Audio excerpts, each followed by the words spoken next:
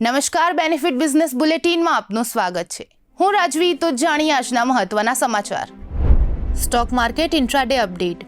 Profit બુકિંગને કારણે બજારમાં દબાણ। સેન્સેક્સ 250 પોઈન્ટ્સ ઘટીને 83,627 પર બંધ અને નિફ્ટી 50 58 પોઈન્ટ્સ ઘટીને 25,732 પર સ્થિર થયો। રોકાણકારોમાં સાવચેતીનો માહોલ।